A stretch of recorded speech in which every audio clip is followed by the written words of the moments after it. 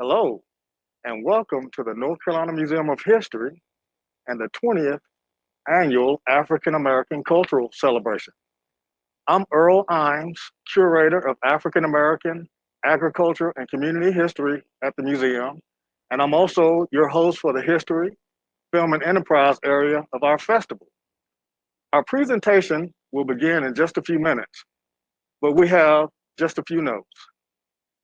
We will have time for Q&A at the end of the presentation, so please send us your questions using your chat function, and we'll do our very best to share them with our presenters. We have many additional resources about the African American history in North Carolina on our website at the NC Museum of History and nc-aacc.com. Become a Museum of History Associate member at the event and get your membership for half price for this program today. So we would like to thank the following sponsors of the North Carolina Museum of History Foundation for helping make this event possible.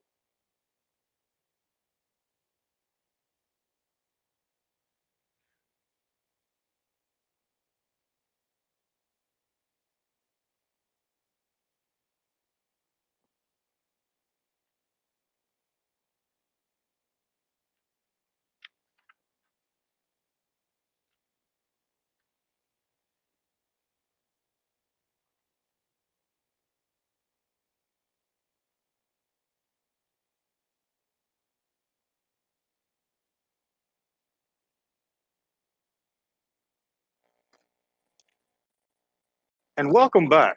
Again, my name is Earl Imes, and I'm Curator of African American and Community History here at your North Carolina Museum of History for the 20th Annual African American Cultural Celebration, where our theme is health and healing. Health and healing was chosen by our committee before and during the pandemic hit, and how appropriate it is for the theme for 2021. And we began by sharing a history of our agricultural heritage here in Northeastern North Carolina by introducing you today to farmers Andrew Brown and Sharonda Brown of Hertford County, North Carolina. And during this pandemic season of 2021, Farmer Brown and his daughter produced a Vimeo series in conjunction with Caroline Stevenson and the cultivator out of Murfreesboro, North Carolina. The series follows Andrew Brown and his daughter Sharonda as they tend their crops and prepare for the first harvest during the COVID season, and is filmed on location in Hertford County, North Carolina in 2021. Enjoy. It's really maturing so fast.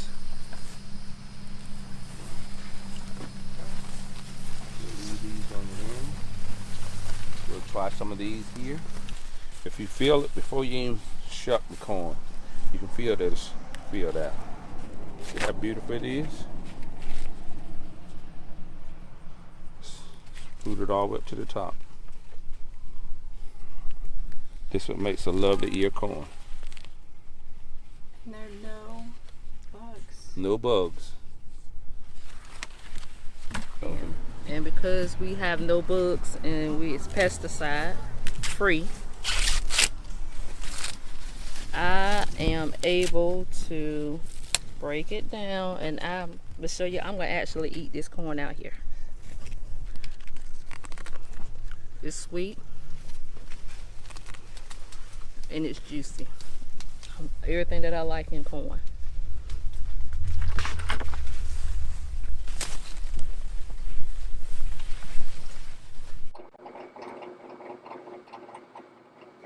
Going back from the river right there, you see it says Indian Wood right there, and then it's got Tuscarora right above it, and then it's got Indian Line.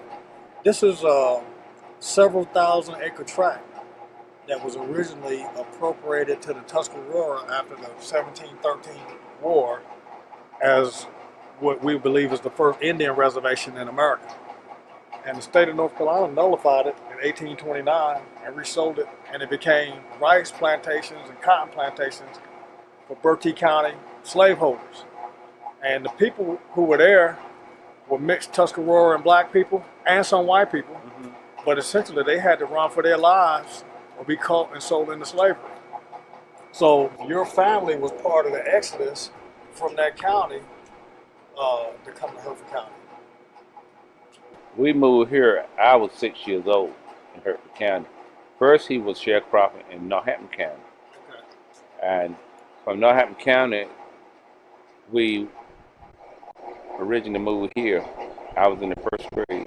I've seen some of the watermelons sometimes they're burned completely up, like it could be laying in potash. Yeah. But I can't shut down on the water. I have to hold the water to it now. If you see, yeah, he's about ready. Yeah. So we hope a couple more weeks we gonna. These are the cantaloupes, and this is the first time I ever tried this. I put cantaloupes with the watermelons just to see what they germinate.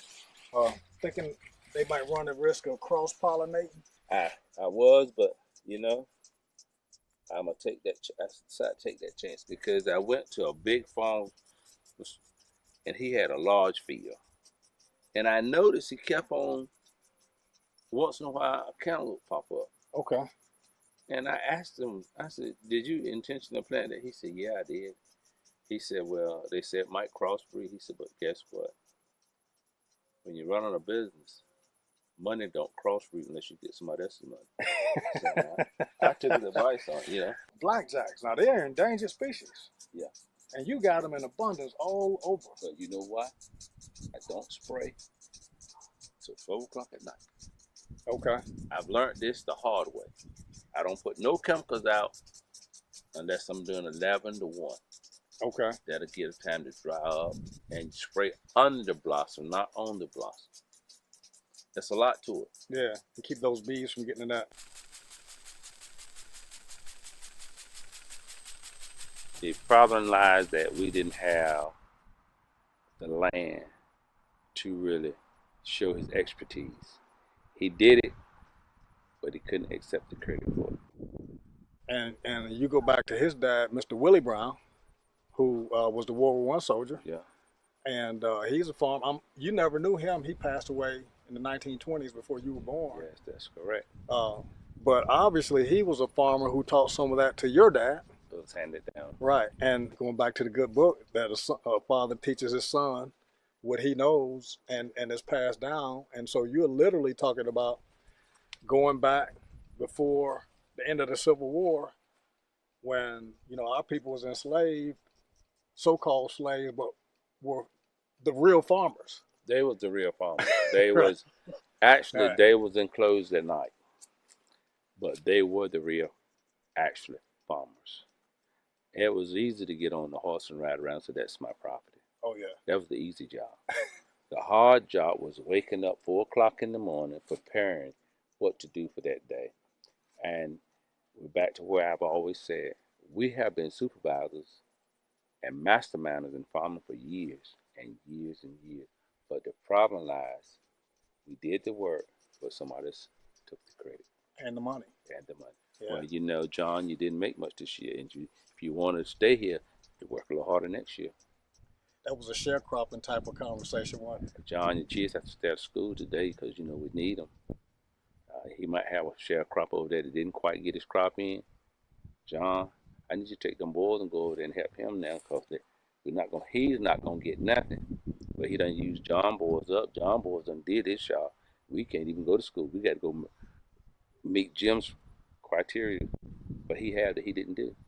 There were laws back after the Civil War that were put in place to kind of structuralize the type of scenario that you described in Hertford County and what happened on a larger scale in northeastern North Carolina throughout the South is essentially re-enslavement. Yeah.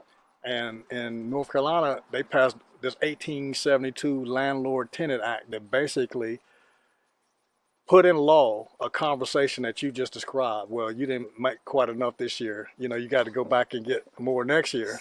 But you never get enough and you never get off that land. And if you try to leave the land, then the law, according to the Landlord-Tenant Act, say that you'll be in charge of vagrancy and you could be thrown in jail, beat up, patty roller, or go back into slavery. I mean, Well, what happened? tenant farming.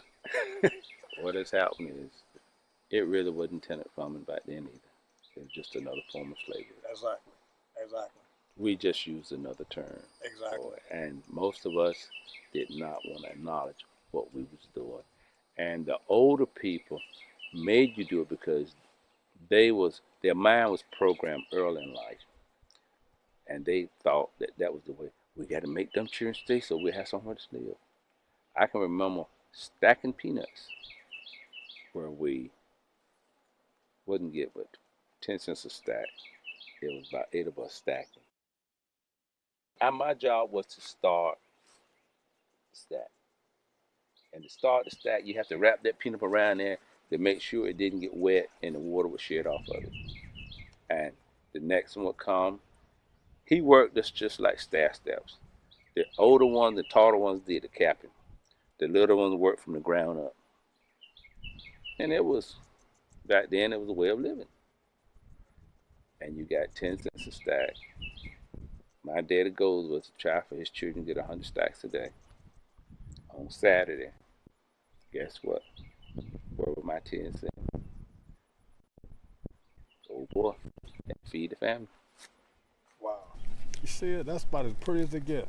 I was telling Mr. Brown, it looked like the Tuscarora Indians grew this. That's good. That's pretty right there. Ready for the grill. Bertie County, where your ancestors who were brought from Africa were probably first placed here in Bertie County, North Carolina. Yeah, off the Roanoke. Yeah. So, and likely at the Port of Roanoke, because they had people, the way the British did it, who the British are mainly the ones who perpetuated slavery in North Carolina, South Carolina, Georgia, Virginia. Well, throughout all United States, really. They would bring people, say, from a peanut growing area in Africa, like Ghana or Nigeria. And they bring them to Jamaica first, or Barbados.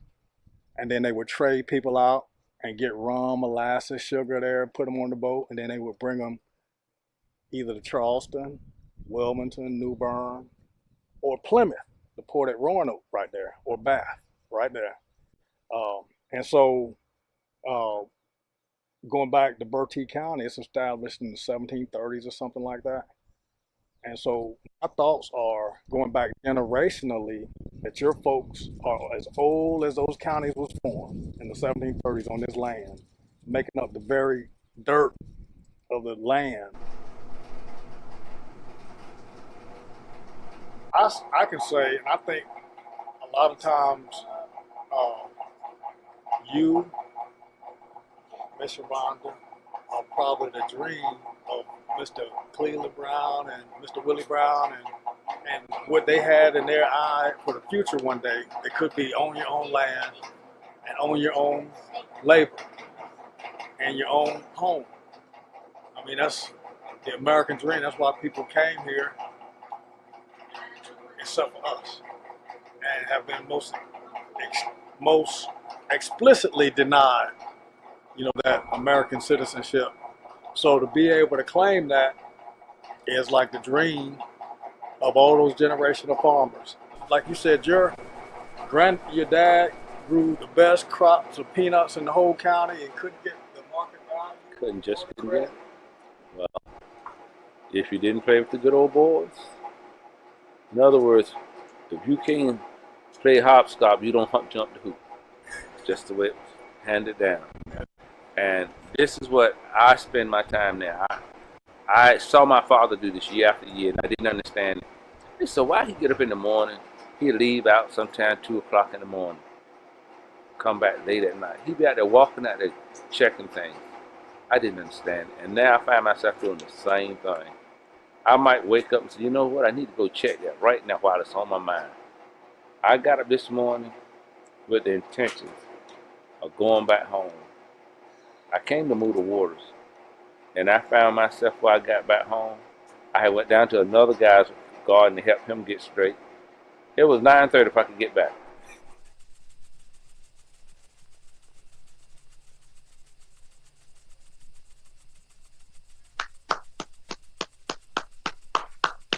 Thank you. Thank you very much, Farmer Andrew Brown and Farmer Sharonda Brown. And you can see their contact information on the screen. They've opened their farm in Murfreesboro, North Carolina, to visitors who have come from literally around the country and taken their products and produce across the state, outside of the state. And it was, as you saw, my privilege and honor to work with Ms. Brown and Ms. Sharonda on their farm as we developed our presentation. And it just turned into a wonderful experience for me. I learned so much from Mr. Brown, who I would say is a jack of all trades and a master of them all. So we're gonna open the floor to questions and answers, and I see the chat box populating, so please continue to ask your questions and send comments as we open the floor for Ms. Sharonda Brown, Mr. Andrew Brown. There you are. And how are y'all today? I'm doing great. It's good to see you. Yes, sir. And Ms. Sharonda. Same to you. Great, great. I'm doing and great. There's Ms. Caroline Stevenson. How are you? Yes. Great. Well, we're going to open the floor for questions and comments. And if you have any comments or anything you'd like to say in particular, we lead off with your information that you would like to share relating to the film and the project in your farm.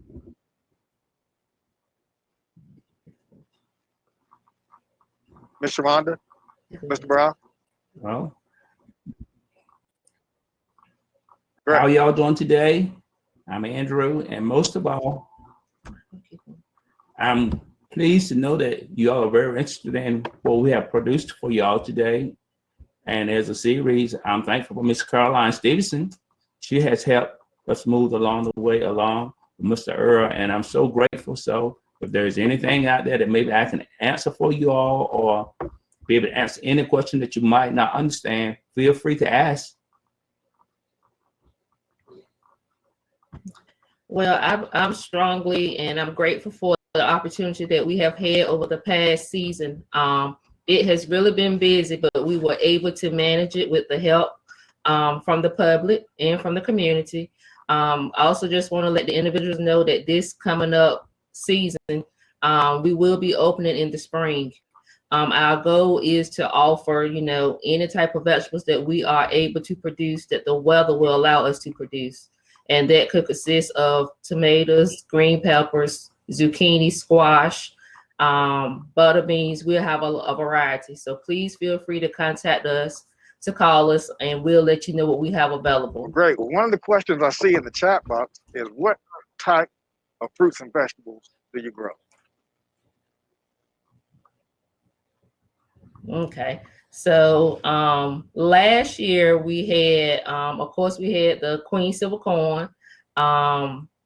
We had squash, zucchini, green tomatoes, red tomatoes, a variety of tomatoes, butter beans. We done bunch butter beans, in addition to doing sweet peas, field peas. And I'm quite sure I'm leaving a lot of things out. Oh, last year was our first year that we grew okra. And I think we've done a very good job. We were successful in that, as well as having sweet potatoes. Well, I can personally vouch for that. We also did those new variety of beans that was handed down from a gentleman that ran a restaurant and a bakery out of Raleigh, North Carolina. We tried his beans and we was very successful at growing those beans. And those two beans, one of them was called greasy beans, and also the other one was called Reventella beans. A bit different. It took some time. Again, it was our first time trying it, but we did enjoy. And we're looking forward to having, a lot of challenges this year and to also produce new items this year. Well, that's a good point, and thank you for bringing that up, Mr. Brown, because on another episode that folks can see online, they'll be able to see how meticulous you were able to grow those greasy beans that are typically grown in the Western Appalachians and red clay, and I was a witness to see how you were able to cultivate the sandy loam of eastern North Carolina in the heat and humidity, and get those beans to grow and grow quite well and get them to markets in Raleigh. So that was a very exciting experience, and I can also personally vouch for those butter beans that y'all grew. So those are excellent. Another one of the questions is, where are you located? Where can people go to your farm to experience and to purchase and support Black farmers in northeastern North Carolina? Okay, so we are located in Murfreesboro, North Carolina. The address is 123 West Lewistown Road. Again, that's Murfreesboro, North Carolina. And we do encourage people to come out, just to see the farm, because sometimes seeing is believing. We could tell you about it, but if you see it for yourself, you will believe what you see. And we always like the company. Very good. Well, for those who don't know where Murfreesboro is, it's in Hertford County. Lewistown Road is off of historic Highway 158 going east. Very easy drive from Raleigh or Virginia Beach. And they are open. You're open in the spring of the year, starting sometime around March or April. Is that correct? Yes, we do maybe about mid-spring. Very good. And pretty much we work sun up to sundown, so we don't necessarily have a set time being farmers. You work when you can. Very good. So the episode that we just, the episode that we just saw is one of 7 series, which is produced by Caroline Stevenson and the Cultivator. And I understand that it was recently purchased by some Hollywood investors and may appear on the big screen next year. Can you share that, or is Caroline available to be able to speak to that? Sure, Caroline can speak on that. Hey, Earl. So we have produced 7 episodes, and we're very thankful that the Browns were able to share their story with us. And at the moment, we're just basically showing it at film festivals and at events like this. But we are also, exploring opportunities for a season 2, or, just stream on a larger platform than Vimeo. So there's a lot of possibilities with this series. So and we're can very you share excited. a few words about some of the investors? So we have had a production company in California that invested to help us produce some of the episodes. So we're very thankful. And that was Miss McGlashan Productions. So we could not have done it without them seeing the incredible vision that Mr. Brown and Sharonda Brown have, and how also inspirational they are, but also just the wealth of knowledge that they both have in carrying on, these traditions. So I'm very thankful to have the partners who have come on board to make this whole thing possible. We couldn't do it without them. And of course, the collaboration, and very thankful for Mr. Brown opening up his farm and sharing the generations of knowledge and agriculture and history and genealogy. It's such a wonderful story about you and your family and being farmers for generations, and particularly it's so enlightening to see female farmers out cultivating, and also, for those who don't, Miss Sharonda handles the business end of farming, which we didn't even get into, but that's a tremendous task just in and of itself. So we have just a few minutes left. And we would like to say in the chat box, where do you purchase your seeds and or your seedlings? One of the questions, Mr. Brown. Well, there is a seed store over in Rich Square, North Carolina, that I purchased a lot of seed. There is another, which that's a hardware store. There's another seed company over in Hoskin, North Carolina, and he has a seed store.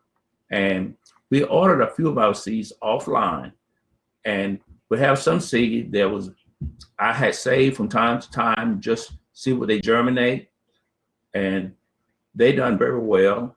But most of our main seed, like the butter bean, they was purchased out of Rich Squirrel, North Carolina, and the corn, it was always purchased out of a hostage. So we had very good luck, and there was very successful seed that we purchased from those guys. So one of our goals is we like to try to support local. And I do understand that there are other places we can go, but we try again to support local, the people in our area, so that we can be able to support each other. And as a consumer of your products, I can also vouch that they're all natural, no hybrid GMOs, and cultivated, as you saw in the film, with no pesticides. One of the questions in the chat box is, do you have local students or interns who come to help on the farm who can learn that agricultural knowledge and history that you have to offer? That is something that we have in the making. That's a goal of mine. I would like to be able to give back to the community and to teach, the younger students, the younger youth, how to survive on their own. So we'll wrap up with just 1 minute left for a comment. Mr. Brown, it's such a pleasure to get you on. I know it's been an honor, but do you have anything you'd like to share with the folks out in the cyber world before we leave? Oh, just a very few ideas. That the fact that anywhere in your yard that you feel there's a vacancy, you can always try to do something on your own, and it will become successful if you work with it. Such as nothing but growing a tomato plant. There is always something that we all can do to help ourselves. I always say we all have to eat. Some of us like to eat good, and so you produce very good food for the community, especially in the food desert part of North Carolina. Thank you so much, the farmers, for the service. One thing in the chat box I see as we leave is folks are asking were we going to host you at the museum, and had it not been for COVID, the thousands of folks who would normally come to the festival, to the celebration, would have the opportunity. So yes, the answer to that question is when COVID subsides, we hope to have Mr. Brown here in Raleigh at the Museum of History. But in the meantime, please take the opportunity to visit them in historic Murfreesboro, North Carolina, off Highway 58. And they open their farm in the spring of the year, all the way through Thanksgiving. So thank you again, Farmer Andrew Brown, Sharonda Brown, and happy planting. Yes, and thank you, Caroline Stevenson.